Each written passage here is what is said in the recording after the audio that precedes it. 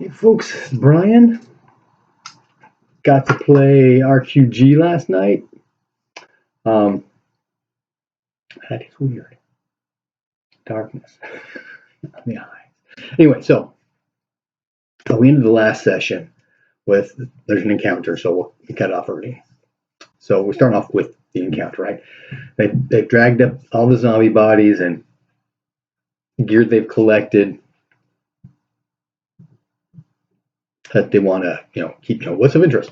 I don't know. What do you think's of interest? There's that kind of, we want to collect all the armor, we want to collect all the weapons, all that kind of stuff. Makes some sense, but do you necessarily gather up? And how much encumbers is that worth? There's some discussion, which reminds me of the live place in the description, about, we don't be dragging bodies up with all the armor. Well, dragging up the bodies without armor and then dragging up all the armor, it's actually easier to drag up the bodies with the armor because it's all one piece. It's more manageable that way, at least in my opinion, with the, what limited experiences I have with, buddy drags and that kind of thing. Anyway, so, okay, let's hand wave some of that stuff, whatever. We'll figure out what's of value that they could have collected. And then, so a couple of guys start grabbing bodies and slinging it out into the marsh. And Eric makes, I think I already told them they heard somebody coming that way. Yeah, they did. So they already knew something was coming. So they, start scanning around at what's going on. And one of the players got a special. And, the encounter, by the way, was, I'm currently using the Hero Quest. The Kingdom of Sartar, or Sartar Companion, that's got the random encounter chart in it. So I'm using that, and it turned out to be a chaos horror, right? In the book, they talk about dragon snails and octopi and I think it's that hand thing. And so I'm just looking at it. Dragon snails, first one. So I was thinking initially as a dragon scale. And I remember as I'm actually trying to build this thing out that I've got a randomized spreadsheet of upland marsh encounters based on that. And so what does the sheet say? I look at the sheet and it says octopi. So it's a octopi. So he sees this squid octopus kind of creature on the surface of the water because he's actually walking on the bottom there, is kind of deep, and they're big. Not that big, but they're big. Coming along, and so they point out to everybody, and David thinks that maybe this is a distraction, and so he's looking up and around, and either side what's going on. Subutai pulls out his bow and had his bow out. So I gave him 2 shots, and then the rest were ready to bow, so I gave her 1. Subutai's first shot is an impale to the 20, the head.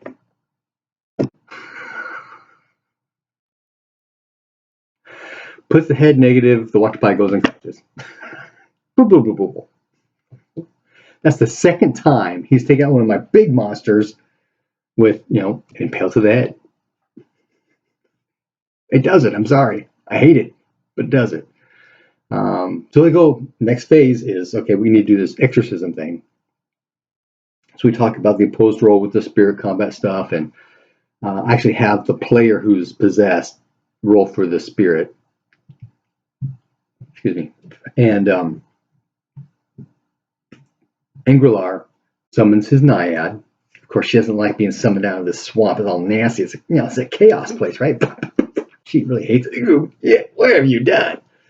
But they get her out, okay, and they kind of set up with the shaman with his fetch with 1 magic point at this point. He probably has more than 1. He probably has a couple by now. But anyway, not a lot, right? But the shaman has the shamanic ability of doubling his magic points for spirit combat, which really helped out in this case. Because the first spirit they attack, which is the one in David, is really very powerful, right? Both the spirits actually have a power 20, which is interesting, but the first one had a charisma of 13, and the other one had a charisma of 8, and so the first one was doing 2d6 plus 3 damage, and the other one only did a d6 plus 3. So anyway, first one, right? So first round, everybody rolls, lots of ties, lots of ties, lots of ties, and finally, somebody. Do I have my notebook? Nope, that's it. Here it is. Forgive me a second as I put on glasses, wrong ones. Shoot, I don't have my close-up ones. These are my mid-range ones. Okay, so tie. Oh, and then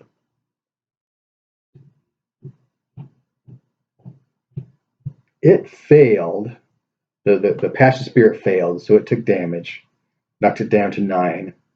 But the next round, it critted. So it was a successful attack against the shaman.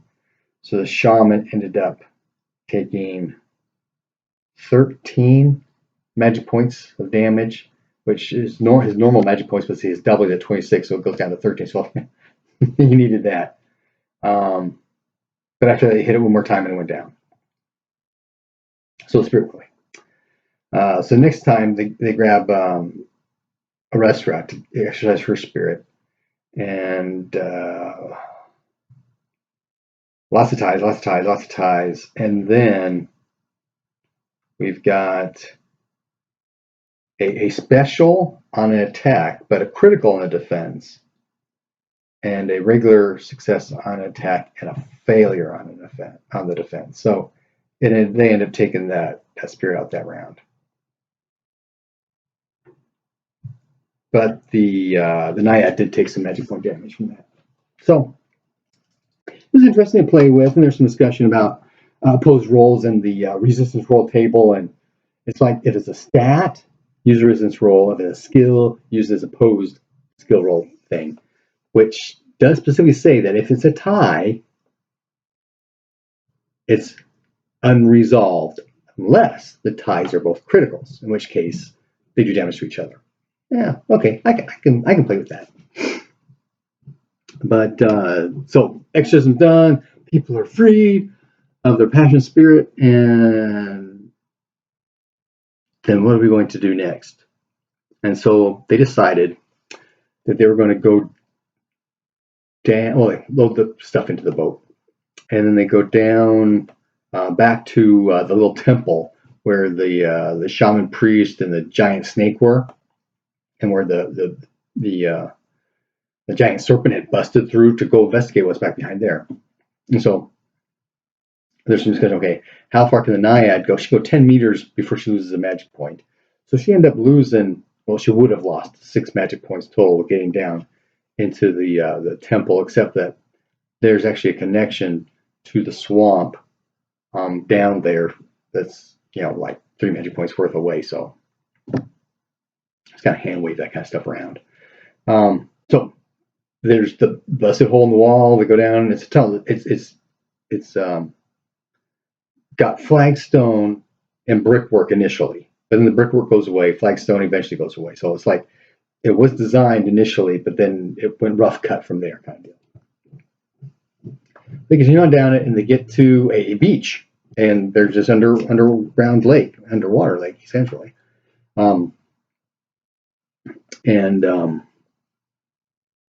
It's a cavern.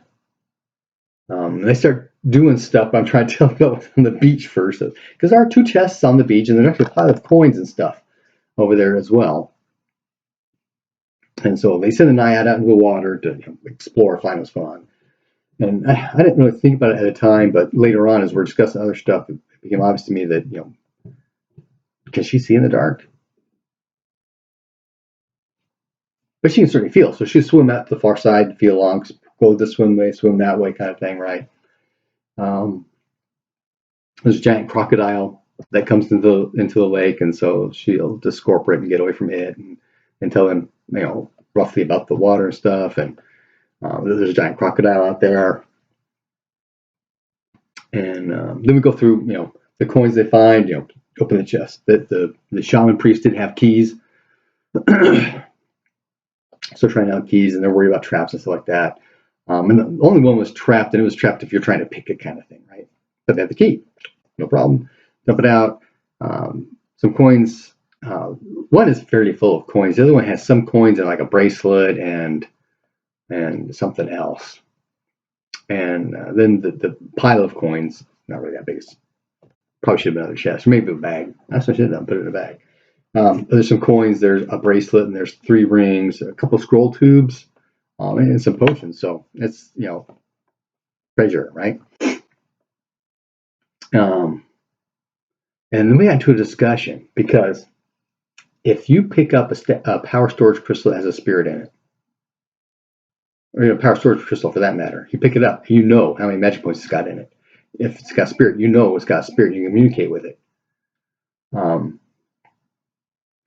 So what about things with a matrix, a spell matrix in it? If it's a helmet with the +2 glamour, right? You put it on. Do you know you've got the +2 glamour? I think so. If you hold it, do you know you got the +2 glamour? I don't know. I think you actually implement it, right? You put the helmet on, you can tell, okay, there's a spell matrix here. It's glamour. But then there's the whole, I didn't even look if there's any kind of detect. I know there's detect magic.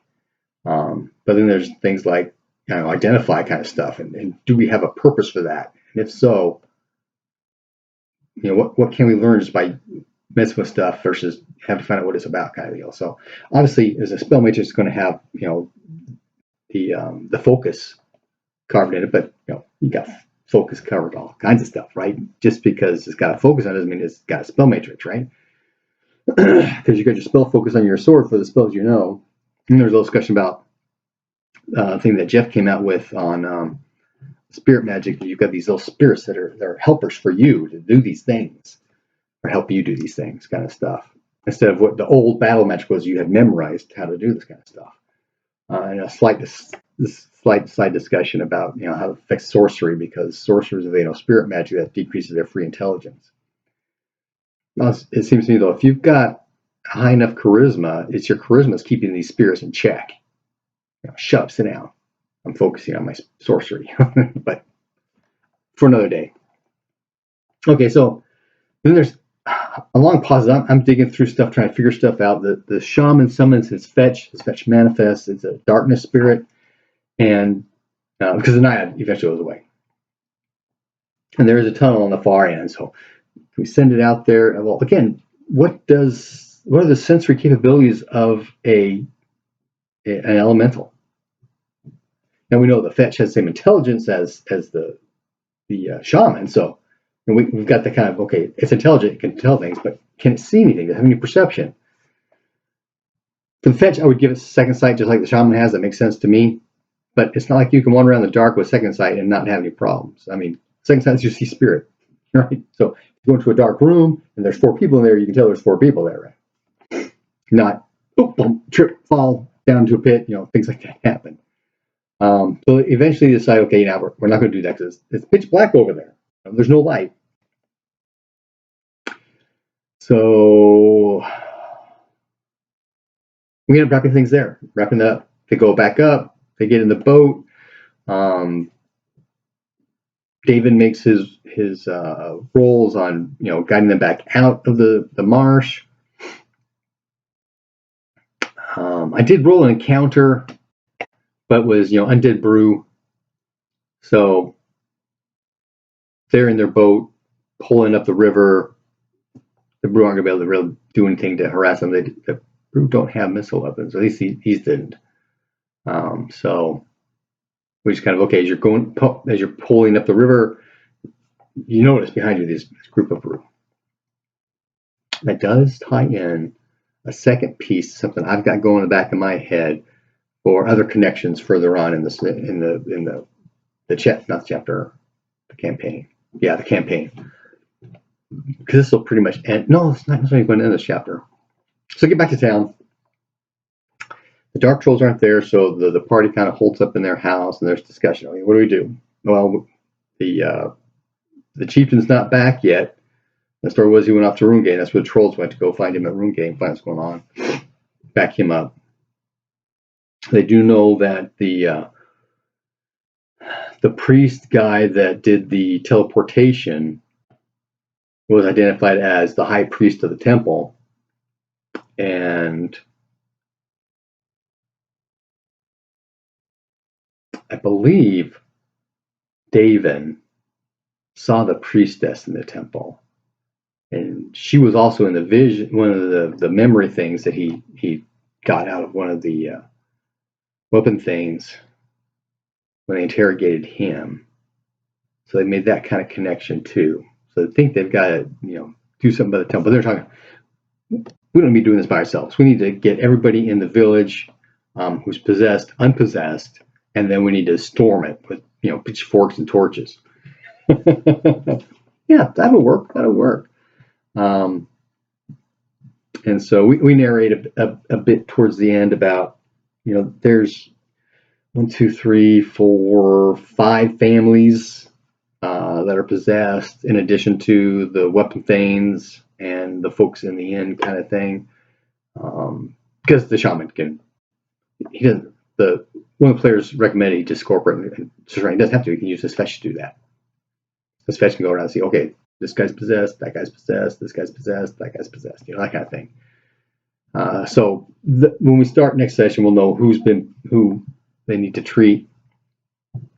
They still have not gone to check out that hermit in the woods. But I figure they're going to have, well, not necessarily. It depends on how strong those spirits are, because taking out the 2 possessions they had within the party, drop their spirit combat people down. One significantly, the other,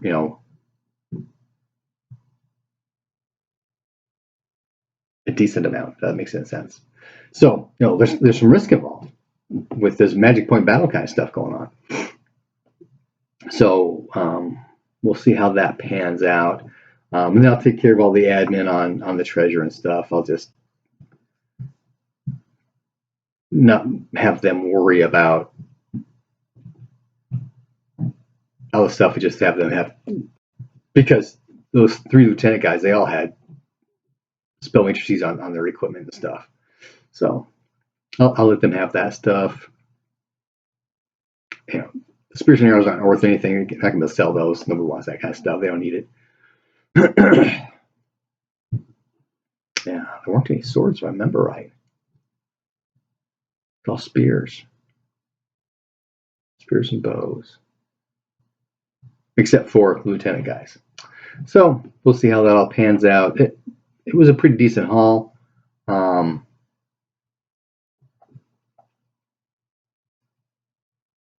All in all, I think it went pretty well. We could end the session.